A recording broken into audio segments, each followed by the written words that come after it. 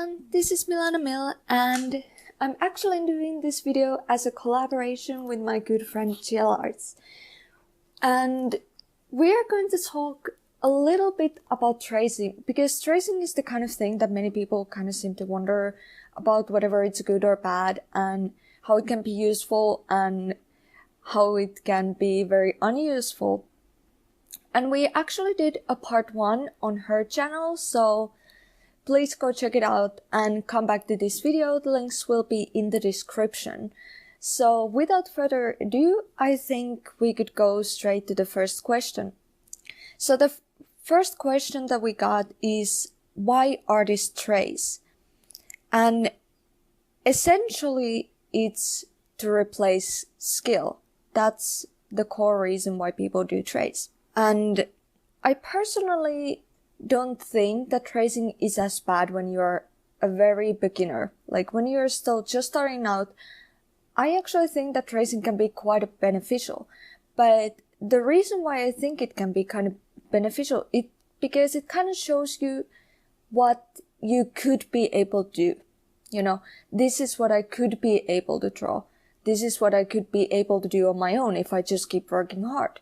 So it's the kind of ego boost or a sort of peek into the future. But I only think that it's only useful when you drop it as soon as you can. If you keep tracing, it's just going to harm you on the longer terms. And on its core, tracing is actually very addicting. You get addicted to the fact that you can get good skills fast, you know, that you can suddenly draw better kind of art that you wouldn't be able to do on your own. Now, I'm just going to talk about people who use tracing as a way to replace their skills, and not about people who use it professionally to save time. Tracing is the kind of thing that, you know, when you trace, you see a sudden gap between your own skill and the thing that you traced, and you kind of make yourself believe that this is what I'm doing and this is what I'm capable of doing right now, even though it's not true. But people get easily addicted to things that make them feel good, and getting a sudden skill boost really gives you this good feeling that I created this good work. Even if it's not the work that you created on your own effort, you're still going to be feeling good about it. This is why many artists start to give excuses as to why they trace. Because many artists hear that tracing is bad, but because they're addicted to it and because they feel good when they do it, they try to give excuses as to why they are doing it. And they usually give excuses such as, you know, tracing really helps me to get better. And, well, to be honest, that's basically the one thing that people say, that tracing really helps me to improve, and tracing gives me, tracing helps me to improve my, you know, eye-to-hand coordination. It helps me to improve my motor skills. And they start to justify, you know, why they trace. And honestly, any other method than tracing is by far more helpful than tracing. For example, if you do A-ball and you have the picture next to you and you try to replicate that picture as the best of your abilities, not only are you training your eyes because you need to be able to see the shapes, you're also training your hand-to-eye coordination because now you have to copy it. So basically any other way that you can learn that doesn't involve tracing actually helps you a lot more. And tracing can really be a counterproductive method. Now, the reason or the motive for people tracing, the reason why people start tracing, or most of the people, from what I've heard, they start tracing because they were young and they didn't know. But the reason why people continue tracing, or the reason they come back to tracing, or start it later on, basically comes down to person's self-confidence. A person who traces doesn't trust their own skills. They don't trust what they are capable of doing, and they feel like they cannot compete with other artists on the fair market. The reason that I consider to be the most important, is that artists feel the need to be validated. If you have a bad self-esteem, you kind of want to find a way to other people validate yourself for you. And the way to do that is to either be famous artist or earn a lots of money. You want people to admire you, you want people to be fans of yours, and you want people to pay you what you do. But you don't trust your skills. And to be really honest here, when you go to artist communities, you will soon learn that it's a huge, vast ocean with a lot of fish, okay? And by fish, I mean artists. There are people at lower skill level than you, there are people at higher skill level than you, and there's tons of people who are on the same skill level as you. And you're basically competing with all of these people. So for many artists, the question is, how do I stand out? Or to these people, the question is usually not, how do I stand out?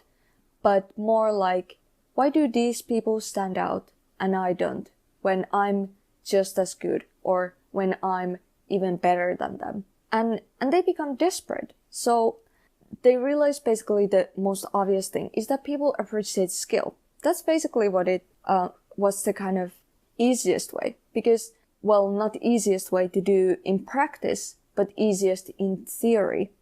Because marketing yourself and trying to get people come to you can be hassle. But if you're a good artist, it's pretty much guaranteed. So when you trace over art, you are able to produce better work and you're able to produce it faster. So you save time and effort and you get a skill boost. So it's basically a win-win-win-win to you. Hi, this is JelArts, and I'm going to be talking about whether or not tracing is cheating. So it really depends on how you use it.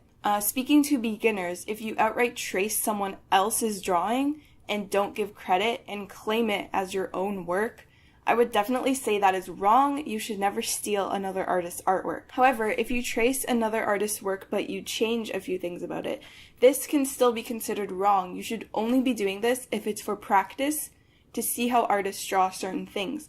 Even so, copying their drawing rather than tracing can be a much more efficient learning tool. Tracing for learning is only really useful to visualize the basic shapes, so negative shapes, which are basically the background shapes, and the shapes created by whatever is in the foreground related to the background. It can help you place things in a drawing better or learn how to place things. And also tracing can possibly help you learn new brush strokes or techniques by following the flow or line quality of another artist. If you do trace for practice, I highly advise you do not post these drawings anywhere, especially if you don't give proper credit.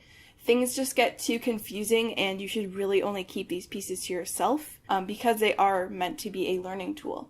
They are purely for practice. Now, say you have to do a realistic portrait for someone as a gift or you were commissioned to do this. Is it cheating to trace the basic outline, then go in with the shading on your own?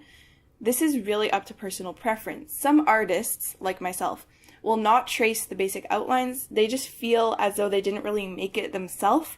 I'm not saying this is how it should be. This is just my personal preference about my workflow, and other artists have this opinion as well. Other artists see this as a tool to speed up their process, beginners as well as professionals, and they have no issue. It is really up to the individual artist. As long as you don't lie about the way a piece was created, then I believe every artist can do it their way. So is it cheating to trace? Again, it really depends how you use it. If it's a learning tool, it's definitely not a cheating way to learn, as long as it's not something that you begin to rely on. It just really depends on how you learn and what works best for you. I personally, copying is a really good way for me to learn because it just develops your observational drawing skills, which are really important if you want to draw anything from real life or from photographs, which is the majority of what people draw. Everything you draw is from life. People are real things, like unless you draw fantasy, but even fantasy things are based on real life objects.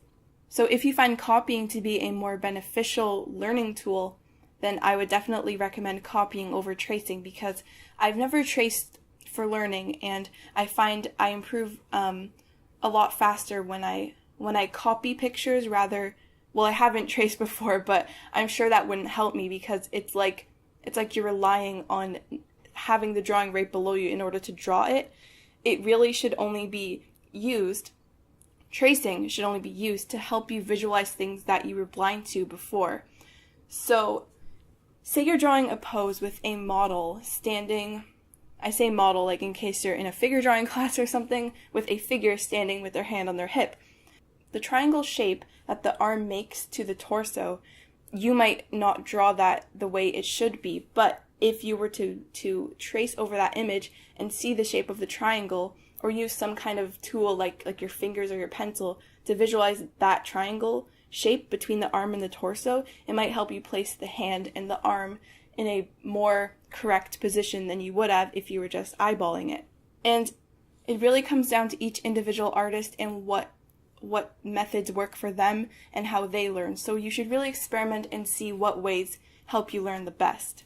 Mostly copying is a great way to learn your hand-eye coordination, but tracing if you're really stuck on a certain pose and you want to really be able to visualize all the basic shapes within the pose, I think that would be useful. So those are my opinions about whether tracing is cheating or not. So the last question we got is, what are the risks of tracing? And risks of tracing are actually pretty obvious ones.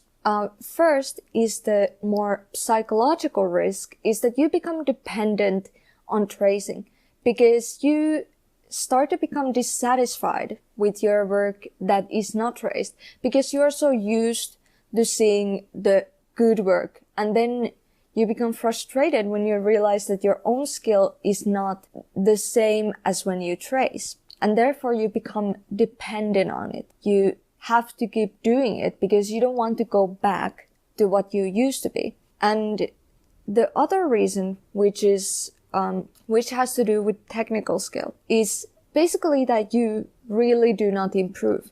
Like I said, people like to give, or they like to validate their reasons for tracing, and some people do say that tracing helped me to improve. There are some ways, yes, but most people who trace, who are beginners, they don't know those ways, and they don't usually care about those ways. They don't use tracing to learn.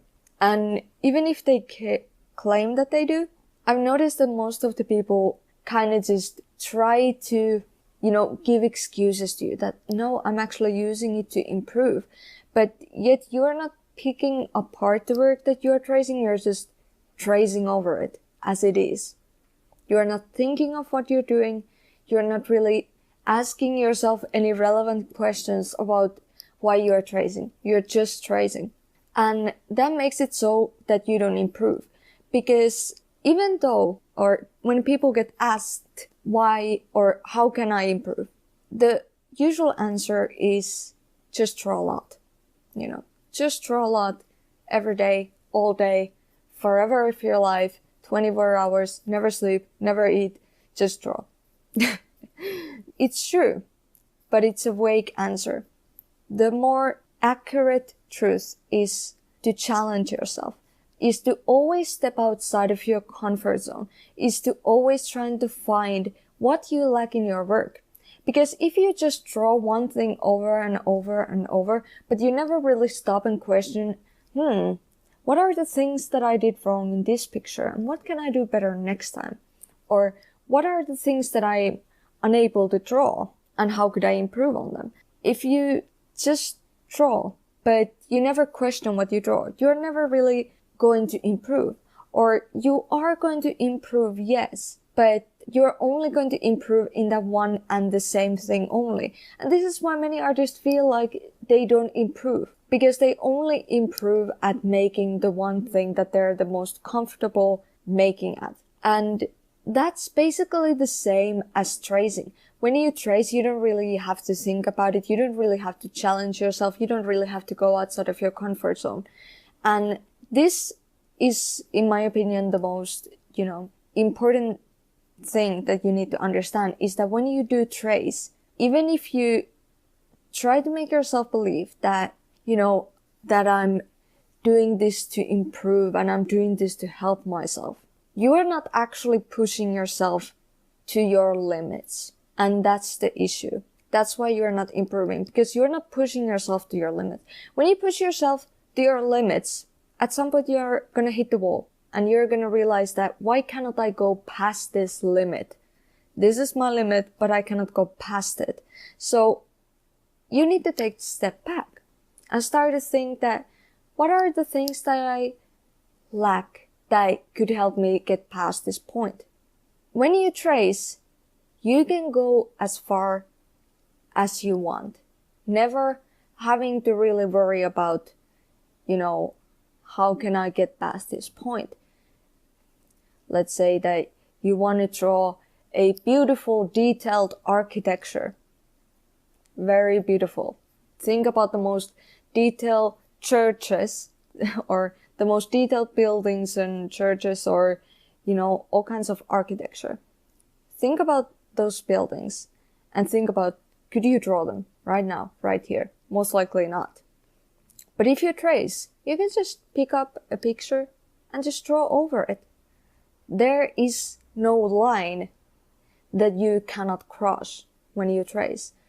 But you are never going to improve because you never challenge yourself. Art comes down to repeating and understanding. Understanding is to learn things in theory.